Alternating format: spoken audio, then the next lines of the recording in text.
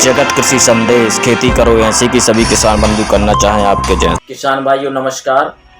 मैं हूं जेल प्रजापति, सहायक संचालक एवं अनुविभागीय कृषि अधिकारी जिला दमोह और आप देख रहे हैं जगत कृषि संदेश। जगत कृषि संदेश में बहुत बहुत स्वागत है। किसान बंधु, आज मैं अपना संदेश प्रारंभ करने से पहले मैं अपनी वही बात पुनः कहना चाहता हूं कि खेती करो ऐसी कि सभी किसान बंधु करना चाहें आपके जैसी। तो बहुत ही महत्वपूर्ण आज का जो संदेश है वो है कि किसान बंधु जो है अपने जो है फसल उत्पादन के लिए खाद भी खरीदते हैं, बीज भी खरीदते हैं, कीटनाशकों का क्रय करते हैं, खरपतवार नाशियों का क्रय करते हैं, कवकनाशियों का क्रय करते हैं।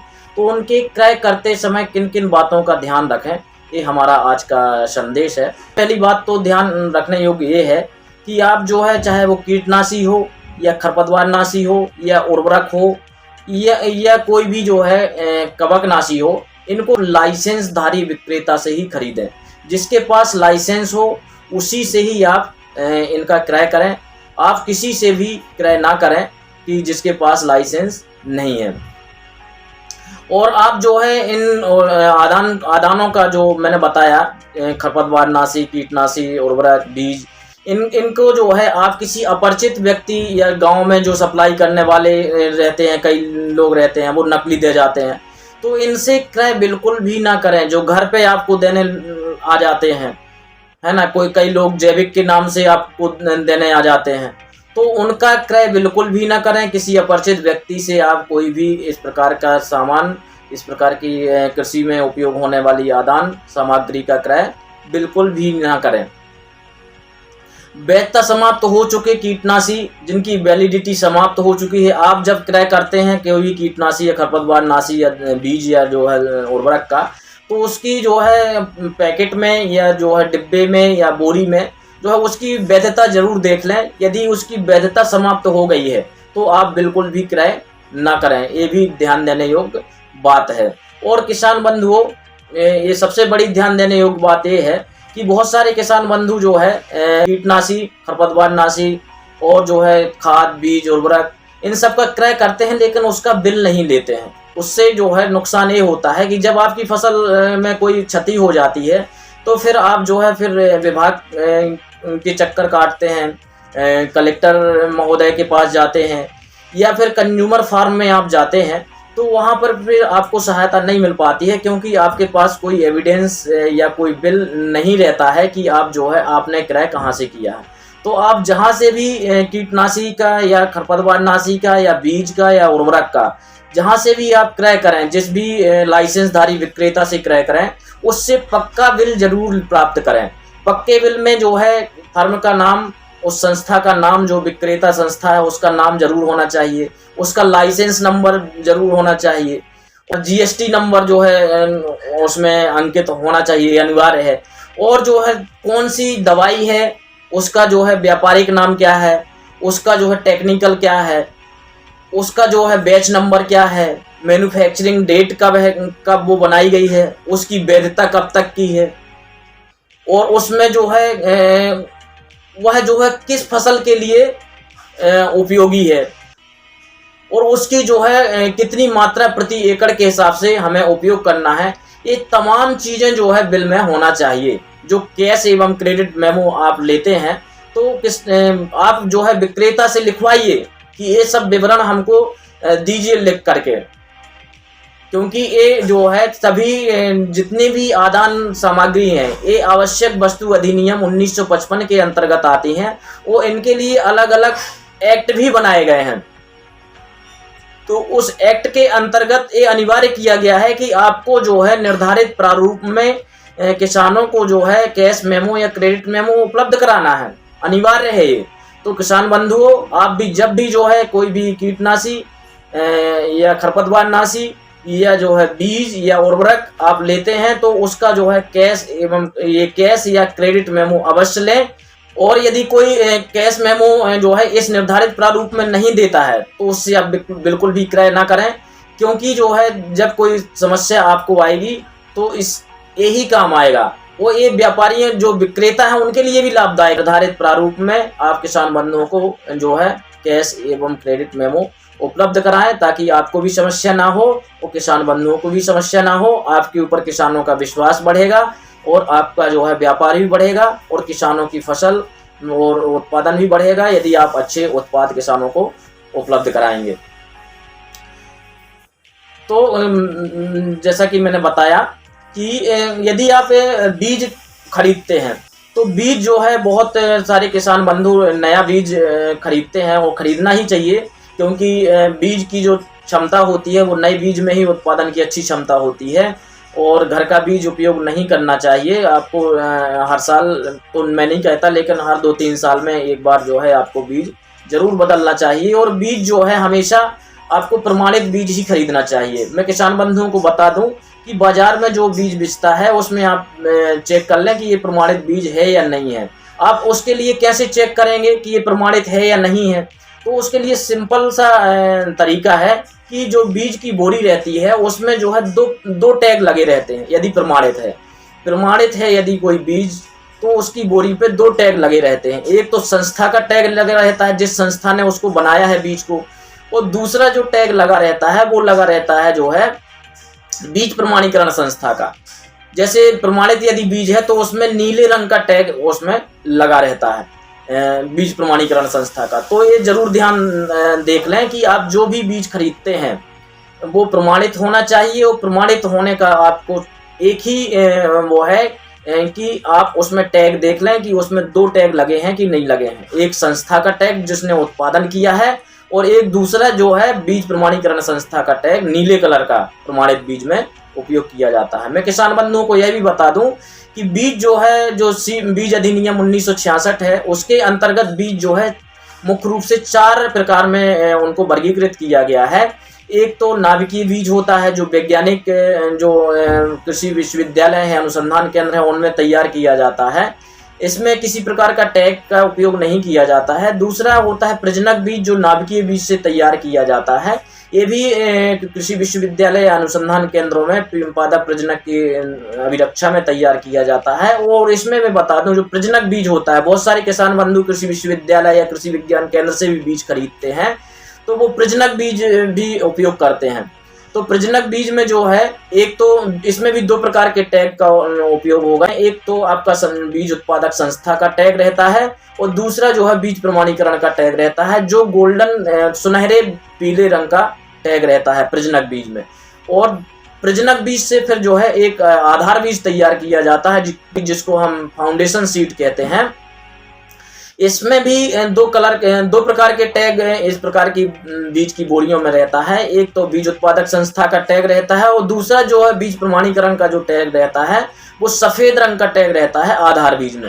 और सबसे महत्वपूर्ण जो बीज है वो प्रमाणित बीज है, क्योंकि किसानों को जो है प्रमाणित बीज ही उपलब्ध कराया जाता है, चाहे वो कृषि विभाग द्वारा हो या आपको जो है बीज निगम हो या किसी भी सरकारी संस्था से यदि आप बीज ले रहे हैं तो आपको जो है प्रमाणित बीज ही उपलब्ध कराया जाता है। तो प्रमाणित बीज में जो है नीले रंग का टैग का उपयोग किया जाता है। इसमें जैसा कि मैंने बताया 2 प्रकार के टैग लगे रहते हैं, एक संस्था का बीज उत्पादक संस्था का, दूसरा प्रमाणीकरण का। तो प्रमाणीकरण का यदि प्रमाणित बीज है तो नीले रंग का टैग उसमें जरूर होना चाहिए। तो किसान बंधु ये जरूर देख लें कि उसमें जो है 2 टैग हैं कि नहीं है। सबसे पहली जो है प्रारंभिक उसकी पहचान यही है। बीज को आप यदि कहीं से भी क्रय करते हैं तो उसका जो है आप अंकुरण प्रतिशत अपने घर पर ही जो है जरूर चेक कर लें।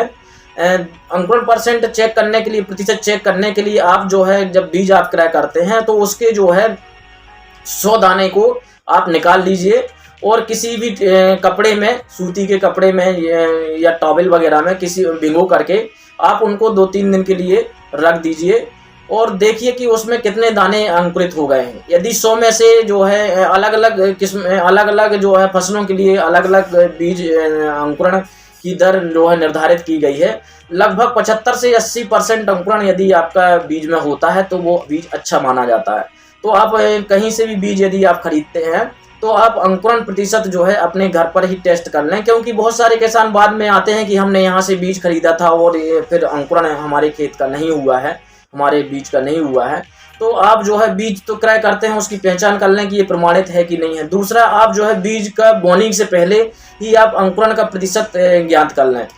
तो एक विशेष ध्यान देने योग्य बात है बीज के मामले में। अब उर्वरक के मामले में जो है मैं बताना चाहता हूं कि आप कोई भी चाहे बीज खरीदें या उर्वरक खरीदें, आप जो है निर्धारित दर, जो शासन द्वारा निर्धारित दर है उस पर ही आपको खरीदना चाहिए। उससे ज़्यादा रेट पर आपको क्रय नहीं करना चाहिए। मैं उर्वरक के मामले में जो है जो शासन द्वारा निर्धारित दर है उसके बारे में बताना चाहता हूं कि शासन द्वारा जो है DAP, जिसका पूरा नाम डाई अमोनियम फास्फेट है, इसमें जो है 18% नाइट्रोजन और 46% फास्फोरस रहता है। इसमें इसकी जो शासन द्वारा निर्धारित दर है वो 1350 रुपये शासन द्वारा निर्धारित किया गया है, 1350 रुपये। इसी प्रकार से यूरिया है।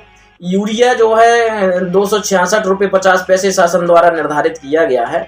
और 20-20-013 एक कॉम्प्लेक्स उर्वरक है जिसकी बीज जो शासन द्वारा विक्रय दर है वो 1250 रुपये प्रति बोरी। इसी प्रकार से एक NPK उर्वरक आता है 12-32-16, इसकी जो है 1470 रुपये प्रति बोरी निर्धारित शासन द्वारा की गई है। म्यूरेट ऑफ पोटास, ये बहुत ही महत्वपूर्ण जो है उर्वरक है। इसका शासन द्वारा जो अधिकतम मूल्य निर्धारित किया गया विक्रय दर वो 1550 रुपये प्रति बोरी निर्धारित किया गया है। इसी प्रकार से जो है सिंगल सुपर फास्फेट दो रूप में आती है। एक तो आती है पाउडर के रूप में और दूसरा आती है दानेदार के रूप में। तो जो पाउडर के रूप में है उसका जो प्रति बोरी जो दर शासन द्वारा निर्धारित की गई है वो 440 रुपये प्रति बोरी, एवं जो दानेदार सिंगल सुपर फास्फेट आती है उसकी 480 रुपये प्रति बोरी निर्धारित की गई है। और अब नैनो उर्वरक भी आने लगे हैं, उनकी दर भी निर्धारित की गई है जो है। तो नैनो यूरिया जैसे है, तो नैनो यूरिया जो है 225 रुपये की एक बोतल आती है 500 ml की, तो उसकी 225 रुपये की बोतल आती है। और नैनो DAP 600 रुपये की एक बोतल आती है, वो भी 500 ml की रहती है। 500 ml की एक नैनो DAP की बोतल 600 रुपये की आती है। तो मेरा किसान बंधुओं से यही अनुरोध है कि जो शासन द्वारा निर्धारित जो है उर्वरक हों, बीज हों, इनकी जो दरें हैं उस दर पर ही आपको क्रय करना चाहिए। उससे ज़्यादा रेट पर आपको क्रय नहीं करना चाहिए। और जो भी आपको कम रेट पर दे रहा है या जो है आपके घर में उपलब्ध करा के दे रहा है, या जो है इस प्रकार से आपको जालसाजी के माध्यम से कोई चीज़ कर रहा है, तो आप ये सचेत हो जाइए कि कहीं ना कहीं उसमें जो है डुप्लीकेसी है और आप जो है निश्चित ही जो है कहीं ना कहीं जो है आपको नुकसान होने वाला है। तो आप जो है बिचौलियों से और जो भी जो घर पर पहुंचाने वाले रहते हैं, जो जैविक के नाम पर जो है पता नहीं क्या दे जाते हैं, तो उनसे आप बचिए। और जो है अधिकृत जो विक्रेता हैं, लाइसेंसधारी विक्रेता हैं, उनसे ही आप क्रय करिए। और जो मैंने बताया कि आप कोई भी आदान, चाहे आपने बीज खरीदा हो, उर्वरक खरीदा हो, कीटनाशी खरीदा हो, उनके लिए आप निर्धारित प्रारूप में कैश मेमो या क्रेडिट मेमो जरूर लीजिए। मैं बता देना चाहता हूं किसान बंधुओं के कि अलग अलग जो है आदान के लिए अलग अलग कैश और क्रेडिट मेमो निर्धारित किए गए हैं। जैसे बीज यदि आपको क्रय करना है तो बीज के लिए अलग कैश मेमो है। यदि कीटनाशी, खरपतवारनाशी और जो है कवकनाशी आप क्रय कर रहे हैं तो उसके लिए अलग एक कैश मेमो या क्रेडिट मेमो का प्रारूप है। उर्वरक यदि आप क्रय कर रहे हैं तो उर्वरक के लिए अलग कैश मेमो, क्रेडिट मेमो है। कई किसान बंधु जब क्रय करते हैं या विक्रेता उसको विक्रय करते हैं तो एक ही प्रकार के बिल में या कैश या क्रेडिट मेमो में सारी वो चीज़ें चढ़ा देते हैं। बीज भी चढ़ा देंगे, उर्वरक भी चढ़ा देंगे, कीटनाशी भी चढ़ा देंगे। ये गलत प्रक्रिया है, ऐसा नहीं होना चाहिए। अलग अलग जो है एक्ट बने हुए हैं, अलग अलग एक्ट में अलग अलग जो है आदान विक्रय के लिए अलग अलग जो है कैश एवं क्रेडिट मेमो निर्धारित किए गए हैं। उसी में ही जो विक्रेता है वो किसान बंधुओं को उपलब्ध कराएं। वो किसान बंधु भी जो है निर्धारित प्रारूप में ही जो है कैश एवं क्रेडिट मेमो जो है आप विक्रेता से मांगिए, ताकि आपको भविष्य में कोई भी परेशानी का सामना ना करना पड़े। यदि हमारा वीडियो अच्छा लगा हो तो वीडियो को लाइक ज़रूर करें, और यदि हमारे चैनल को अभी तक सब्सक्राइब नहीं किया तो सब्सक्राइब कर लें और बेल आइकन ज़रूर दबाएं, ताकि हमारे अन्य वीडियो के नोटिफिकेशन आपको प्राप्त हो सकें। एवं जो है लोगों तक हमारे वीडियो को शेयर ज़रूर करें, ताकि ये महत्वपूर्ण जानकारी अन्य लोगों तक भी पहुंच सके। तो मैं यही कहना चाहता हूँ कि जय जवान, जय किसान, जय विज्ञान और जय अनुसंधान। बहुत बहुत धन्यवाद।